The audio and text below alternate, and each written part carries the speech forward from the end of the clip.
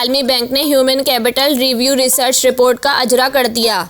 कायम मुकाम country director world bank के मुताबिक पाकिस्तान में 2 करोड़ 30 लाख बच्चे स्कूल से बाहर हैं और पाकिस्तान में बड़ी तादाद में बच्चे ग़िज़ाई किल्लत का शिकार हैं, जबकि पाकिस्तान में औरतों की बड़ी तादाद को मुलाजमत के मौके हासिल नहीं हैं। इस मौके पर वजीर मनसूबाबंदी एहसन इकबाल ने तकरीब से खिताब करते हुए कहा कि इंसानी वसाइल की तरक्की ममालिक की तरक्की में अहम किरदार अदा करती है। हमने 1999 में इंसानी वसाइल के लिए जो इकदाम किए वो मार्शल लॉ हुकूमत में ज़ाया हो गए।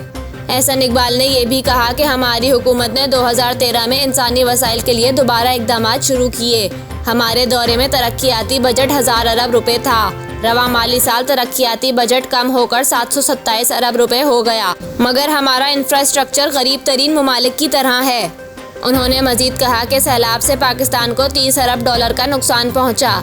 IMF प्रोग्राम की शराइत सैलाब से कबल तय हुई थी। सैलाब के बाद पाकिस्तान इनमें से कुछ शराइत पर अमल दरामद नहीं कर सकता। IMF प्रोग्राम की अदम मौजूदगी से गैर यकीनी सूरत हाल बढ़ी। इसके अलावा मुल्क में तवानाई की कीमत कम करने और गरीब लोगों को गुर्बत से निकालने के लिए इकदामात की ज़रूरत है।